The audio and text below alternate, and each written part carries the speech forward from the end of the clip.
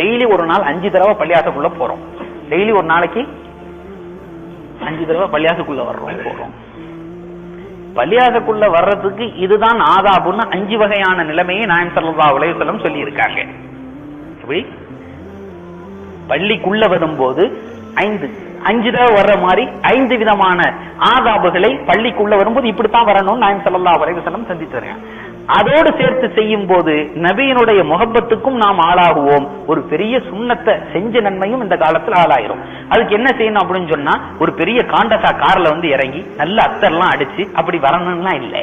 ரொம்ப சிம்பிளானது, வாய் விட்டு கூட சொல்ல வேண்டியதில்லை. சில நியத்துகள் அது செஞ்சா நாயகம் ஸல்லல்லாஹு அலைஹி வஸல்லம் உடைய முகப்பத்துக்கு ஆளாவதோடு சுன்னத்தே நடக்காத இந்த காலத்தில், சுன்னத்தே நடக்காது சுன்னத்தே குறைஞ்சுகிட்டு இருக்க இந்த காலத்துல நாயகம் ஸல்லல்லாஹு அலைஹி வஸல்லம் அவர்கள் மீது வைத்த பிரியத்தின் வெளிப்பாடாக அவங்க செஞ்சா மாதிரி நான் செய்யறேன் அப்படிங்கிற அந்த தன்மை எட்டும் போது அல்லாஹ்வினுடைய பெரிய பொருத்தத்திற்கு காரணமாகிவிடும். அப்ப நம்முடைய ஹதீஸிலே வருகிறது, எல்லா ஹதீஸ் கிரந்தங்களும் 5 விதமான நடைமுறையை, ஆதாபை, ஒழுக்கத்தை நாயகம் ஸல்லல்லாஹு அலைஹி வஸல்லம் அவர்கள் சொல்லி தந்தார்கள். பள்ளியாசக்குள்ள காலையில சுபுஹ் ஏதாவது ஒரு நேரத்துக்கு வரும்போது முதல்ல சொல்லி கொடுத்தாங்க, பாப்பா அது போற இடம் பெரிய இடம், அல்லாஹுவை சந்திக்க போகிறாய். நீ ஏதோ விளையாட்டுத்தனமான சின்ன புள்ள காரியத்துக்கு அங்க போல, உன்னை படைத்த, உன் அப்பனை படைத்த, இந்த உலகத்தையே படைத்த அந்த பிரம்மாண்டமான அந்த ரப்பினுடைய வாசலிலே போய் நிற்க போகிறாய். அப்ப உள்ள நுழையும் போது முதல்ல பிஸ்மில்லாஹ் அப்படின்னு சொல்லிக்கீங்க. எந்த காரியத்தை ஆரம்பிக்கும் முதலும் பிஸ்மில்லாஹ்னு சொன்னா அந்த காரியம் முழுமையாக முடியும். அதனால பள்ளியாசக்குள்ள வரும்போது முதல்ல சொல்ல வேண்டியது பிஸ்மில்லாஹ். அடுத்து சொன்னாங்க, நல்ல காரியத்திற்காக வேண்டி போகிறாய், ரப்பை சந்திக்க போகிறாய், வலது கால எடுத்து வச்சு உள்ள போ.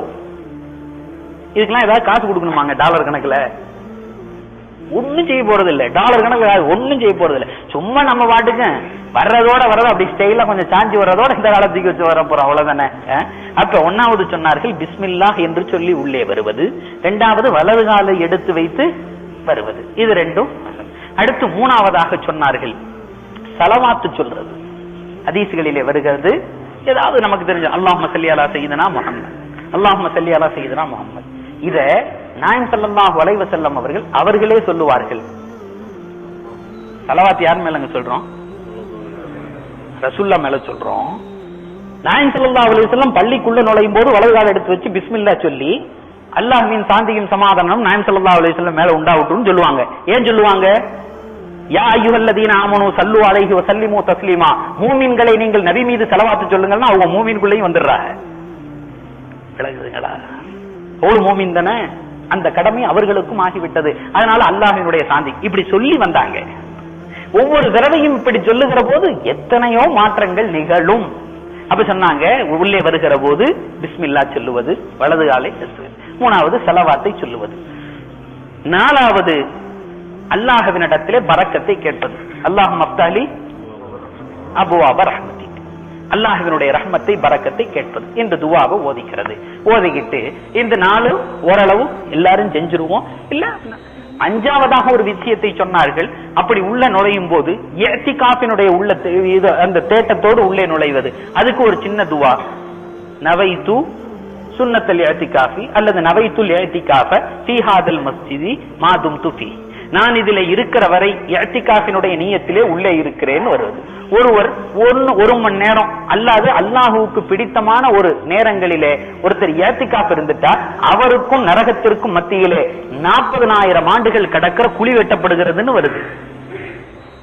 இஅ்திகாஃபினுடைய சிறப்புல 40 ஆண்டு காலங்கள் 1000 ஆண்டு காலங்கள் கடக்கிற அளவுக்கு பெரிய குழியை இவருக்கும் நரகத்துக்கும் இடையிலே அல்லாஹ். இப்ப இந்த 5 சுன்னத்துமே ஹதீஸ்களிலே பதிவாகி இருக்கிறது. எல்லா ஹதீஸ் கிதாபும் இதை பதிவு செஞ்சிருக்காங்க. இப்ப இந்த 5 விதமாக செஞ்சு நாயகம் ஸல்லல்லாஹு அலைஹி வஸல்லம் உள்ள வந்தாங்க. அப்ப அதனால நம்ம டே டு டே லைஃப்ல ஒரு நாளைக்கு பல தடவை போகிற இந்த விஷயத்தில நாம் இதை கொஞ்சம் ஞாபகம் வச்சு செஞ்சுக்கிட்டோம் அப்படின்னு சொன்னா நமக்கு சிறப்பானதாக இருக்கும். 1வது பிஸ்மில்லாஹ், 2வது வலது கால், 3வது ஸலவாத், 4வது அந்த துஆ ஓதிக்கிறது, 5வது ஹஜ்ரத் எனக்கு அந்த துஆ மனப்பாடம் இல்ல, எழுதி மனப்பாடம் பண்ணிக்கலாம், தமிழ்ல நியத்து செஞ்சு கேட்டுக்கலாம், இதுவும் பண்ணிக்கலாம். 5வது சுன்னத்து இஅ்திகாஃபினுடைய நியத்து செஞ்சு உள்ளே வர்றேன் அப்படின்னு சொல்லி வந்தோம் அப்படின்னு சொன்னா பெரிய ஒரு பாக்கியம் இருக்கு.